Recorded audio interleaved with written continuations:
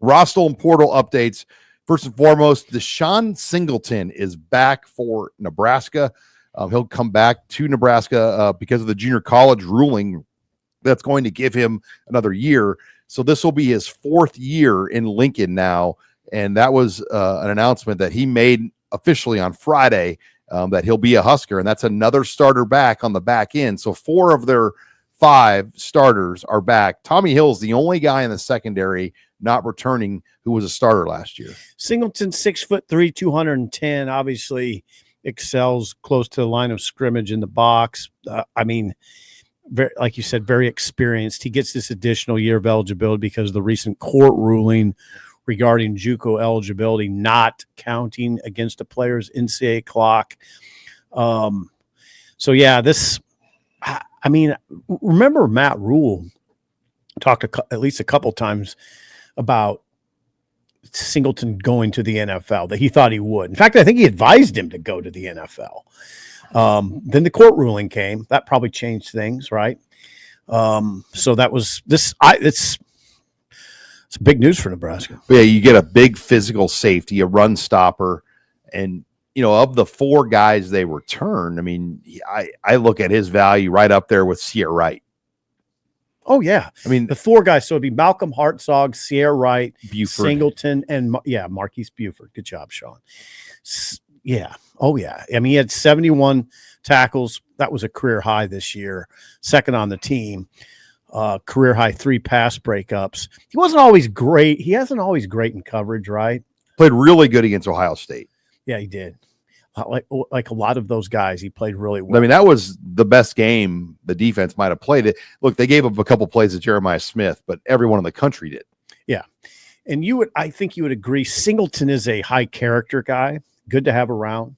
He's only 21 as well. Wow, really? So right? His age, for a guy that will be going into a 4th year at Nebraska, he's not, really old. He's a younger 5th-year player. So yeah, you have Sierra Wright, Marquise Buford, Hartzog, Singleton. Then they added Andrew Marshall, whom you talked about, Jameer Khan, Justin Rhett, but now they do not have the services of Marquise Groves-Killebrew. Yeah, Groves-Killebrew reportedly moved to Lincoln this weekend. And he's already out of here. So look, I don't want to get into speculating, but it just didn't work for whatever odd reason. And the numbers for Nebraska at this position are fine. And, you can speculate, maybe Singleton's return affected this. Yeah. Is that? I don't know if that's accurate. I just think it just didn't work out. And he's going back to Arizona. So, and I've talked to somebody at Arizona, and then they wanted him back badly as well. Because for them, it was cheaper to get him back than have to go out and buy a new player. The economics of the portal. Yeah, interesting. So kind of a win-win for everybody involved, probably. Probably, yeah. And I always, of the players they took from the portal, he was the one that, you just didn't really know or understand it as much. It had been his 4th school in 4 years. And I don't care how you spend that. It's 4 schools in 4 years. Mm-hmm. It happens, but it happens more now than ever before. But yeah, he was. I wrote today. He didn't even make it to Lincoln until Temperature Tuesday. He got out of here before. He didn't even make it a week. Maybe the cold. Maybe he didn't like the cold. He could have got a free runs on Tuesday. Oh, that's what you're talking Temperature about. Tuesday. Yeah, I should have known what you're talking about. You didn't get that line? I didn't. Even as a lifelong Nebraskan. But God, I thought that was some witty writing on my part. He might have dropped the word runs in there somewhere. But anyway, I wasn't giving them a free commercial. I just said he didn't even make it to a Temperature Tuesday. I bet most people got it. I'm glad you explained it to me, though. Thank you, Sean. God. Oh, come on. Then the other big news was Shiyazh Pete, excuse me. I was like, who's Shiyazh? Yeah, who the hell is Shiyazh Pete. Shiyazh Pete officially commits to Kentucky, and it felt like this was a long time coming. You knew for about a week or 10 days this was where it was heading. He makes it official. He will be a Kentucky Wildcat.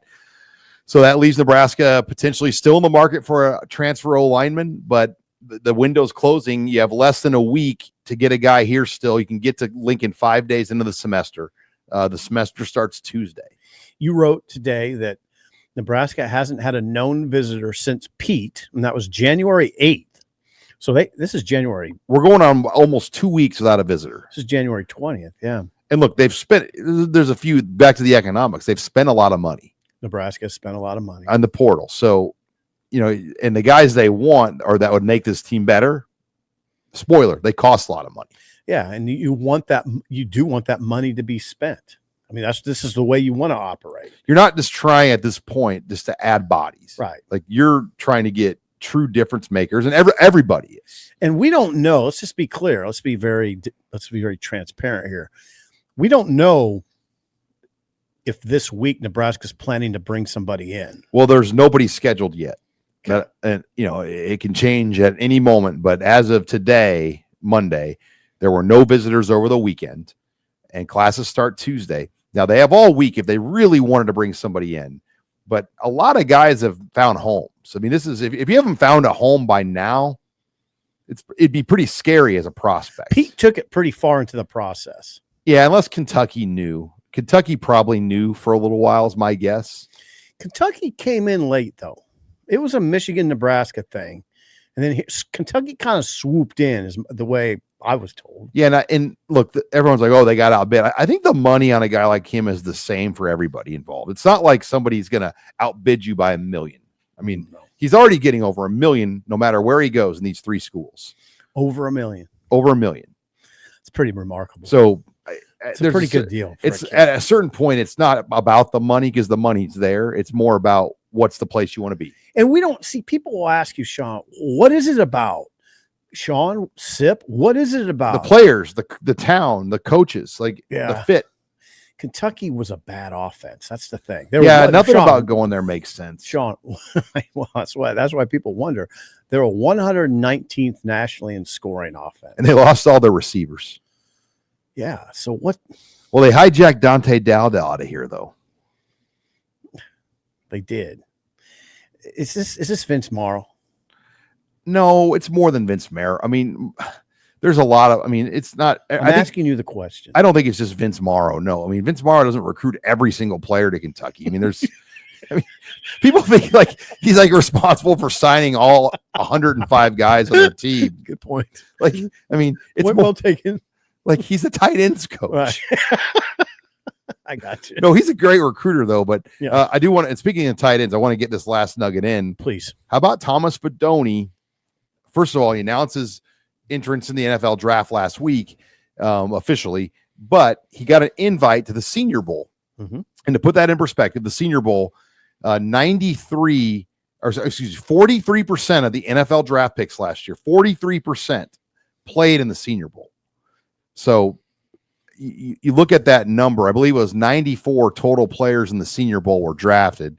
This really solidifies that Thomas Fidone is on a path to be drafted.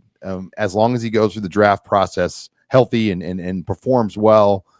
But this was big for him. He's the first Nebraska tight end to get invited to the Senior Bowl since Mike McNeil in 2011 and Tracy Wistrom in 2002. There has not been a Nebraska tight end drafted, and this blows me away, Sip, since Wistrom in 2002. Can Fidone be that guy? Tracy Wistrom, in my opinion, gets overlooked when you talk about Nebraska tight end greats. Not today, he's not being overlooked. I'm glad you said what you just said. He's the last tight end drafted. I don't know why Tracy gets overlooked.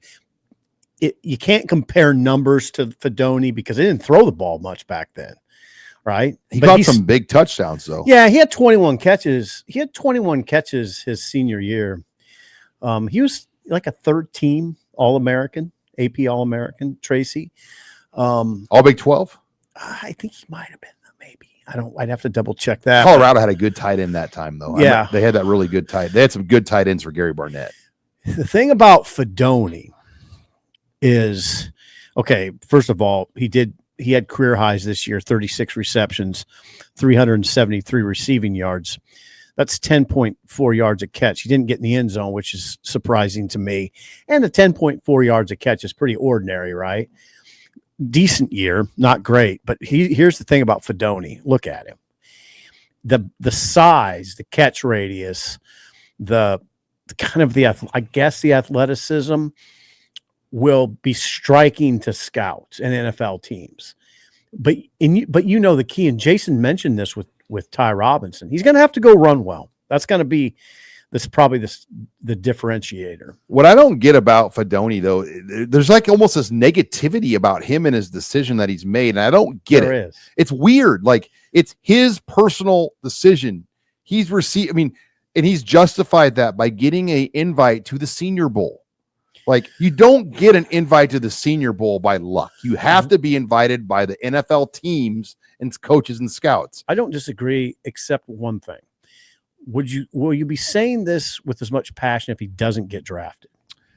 I think he's on a path too, though. If you get to the Senior Bowl, 43% of the draft was the Senior Bowl. 43% of the total drafted prospects were in the Senior Bowl. 94 Senior Bowl players were drafted. 94. And there's only like 106 in the game. Do you regard him as a shoo-in to be drafted?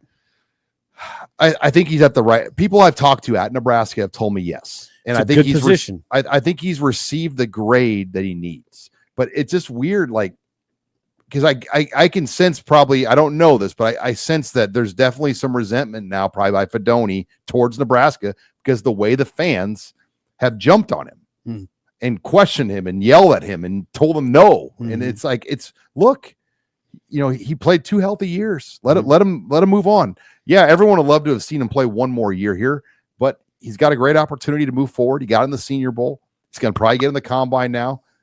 Just got to see how he runs, Sean. Got to see how he runs.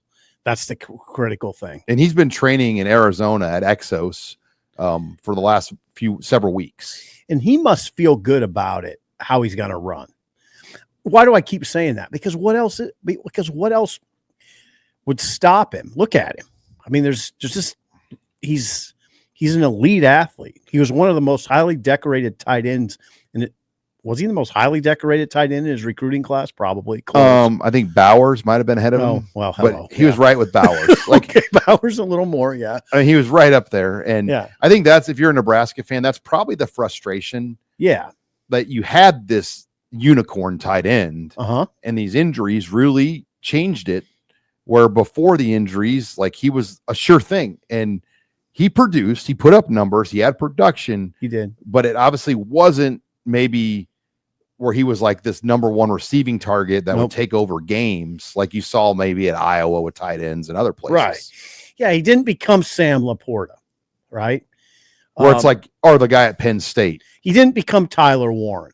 No, he didn't become that. And I think that's what, if you're that's where maybe the negativity of a Nebraska fan is like, you wanted that. You wanted Fidone to be Tyler Warren, or Laporta, where he's like dang near lining up under center, doing QB sneaks and splitting out and doing everything. He never got in that realm at all.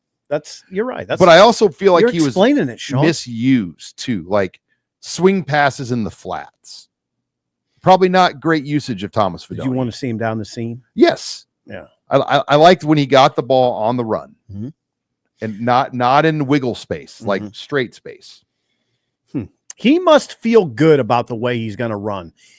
Don't you think he's probably already knows what he's going to run pretty close? Oh, yeah. Or he doesn't even try it. And again, internally, Nebraska knew that most people knew that he was leaving. Like, it wasn't like this big secret. I think they had a pretty good idea after Iowa that he was going to move on after the bowl game.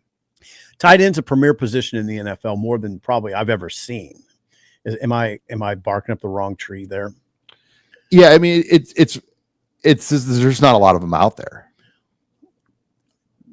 Yeah, well, what I'm saying is they're featured. They're getting featured more than I've ever seen them.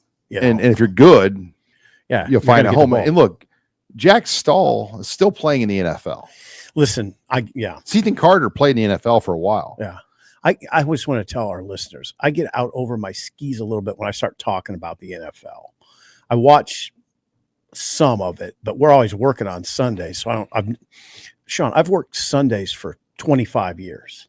25 years. So I've missed a lot of NFL. I've missed a lot of it. Well, and then now that you're not working on Sundays as much, you want to take a break. Well, I watch it a little bit more. I watch it a little bit more now. I watched all the playoff games, but I still don't watch as much as I should.